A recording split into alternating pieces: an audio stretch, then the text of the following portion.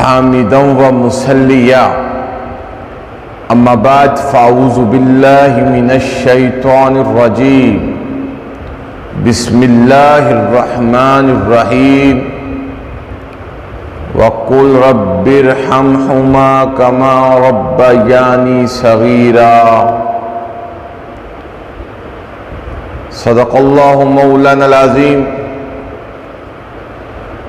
الصلاة والسلام عليك يا سيدي يا رسول الله الصلاة والسلام عليك يا سيدي يا نبي الله الصلاة والسلام عليك يا سيدي يا صفي الله وعلى آلك وأصحابك يا خير خلق الله۔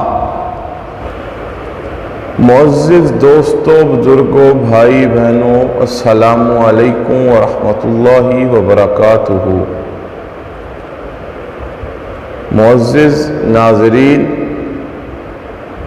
آج کا جو میرا موضوع ہے وہ ہے ماں باپ کی شان، عظمت والدین۔ میرے دوستوں، بزرگوں، ایک بات ذہن میں بٹھا لیجئے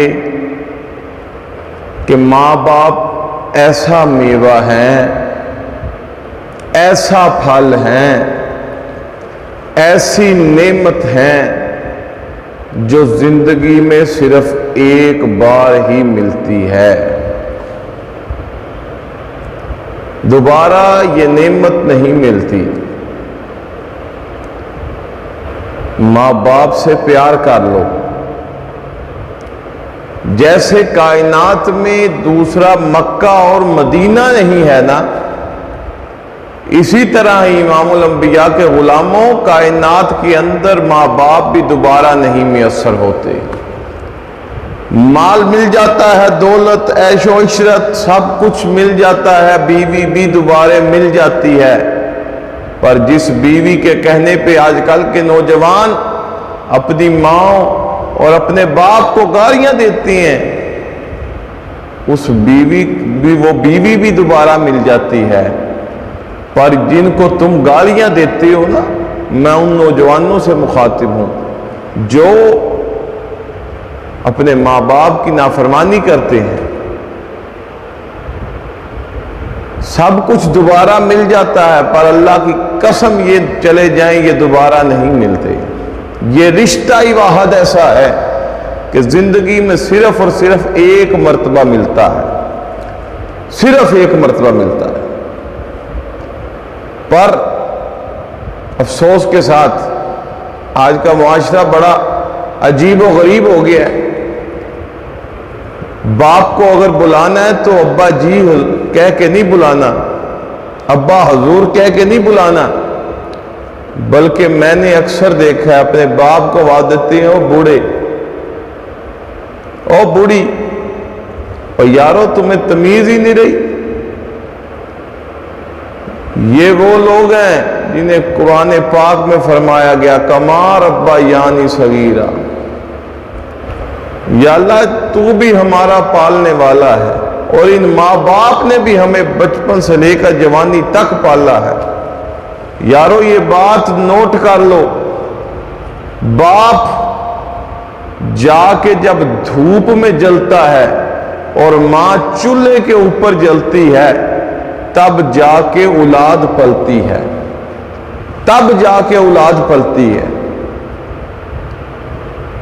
میاں صاحب میاں محمد بخش رحمۃ اللہ علیہ نے فرمایا نا، باپ مرے سر ننگا ہوندا، ویر مرن کنڈ خالی، ماواں باج محمد بخشا، کون کرے رکھوالی۔ یہ ایسی نعمت ہے دوبارہ نہیں ملتی۔ ان کے ساتھ پیار کرو، ان کے ساتھ محبت کرو۔ یارو یہ وہ ہستیاں ہیں، جب زمانہ جاہلیت تھا، جب میرے آقا دنیا میں تشریف لائے تو اس وقت زمانہ جاہلیت تھا، میرے آقا نے ان میں آ کے ان کی تربیت کی۔ وہ ماؤں کو منڈیوں میں بیچتے تھے جا کے، اور آواز لگاتے تھے ہماری ماں کا کوئی خریدار ہے. حضور نے فرمایا جب تربیت کی ان کی، حضور نے فرمایا اوہ مکے والوں، ماؤں کو منڈیوں میں جا کے نہ بیچو، اللہ نے ان کے پاؤں کے نیچے، ان کے پیروں کے نیچے وہ دولت رکھ دی ہے جو کروڑوں روپے دے کر بھی میسر نہیں ہوتی. اللہ نے ان کے قدموں کے نیچے جنت رکھ دی ہے. پر اگر ہم پھر بھی نہ سمجھیں تو ہم بد نصیب ہیں. ہمیں ماں باپ کے ساتھ پیار سے پیش آنا چاہیے. آج کل رواج ہی مختلف ہے. موبائلز، انٹرنیٹ، یہ سہولت تھی، ان کو ہم نے خراب کر دیا. اگر باپ کہے گا بیٹا موبائل نہ چلاؤ، سو جاؤ، باپ کے ساتھ لڑ پڑو گے. اگر ماں ایسا کہہ دے گی، ماں ساتھ لڑ پڑو گے. پر دونوں سے پیار کرو. تم ان دونوں سے پیار کرو گے، عرشوں والا رب اور مدینے والے مصطفیٰ تم سے پیار کریں گے، تمہارے سے محبت کریں گے.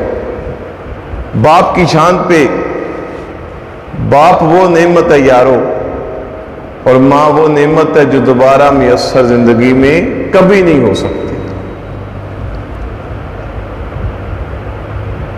حضرت عبداللہ بن مبارک رحمت اللہ علیہ فرماتے ہیں، آپ فرماتے ہیں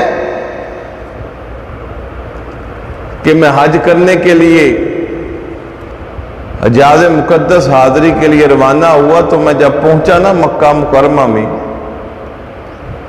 جب مکہ شریف پہنچا تو میں حرم کعبہ میں موجود تھا. تو ایک بندہ تھا جو کعبے کے سامنے ایسے ہاتھ پھیلا کے دعائیں کر رہا تھا اور کہہ رہا تھا یا اللہ مجھے بخش دے، یا اللہ مجھے بخش دے، یا اللہ میرے گناہ معاف فرما دے، یا اللہ میرے سارے گناہ معاف فرما دے.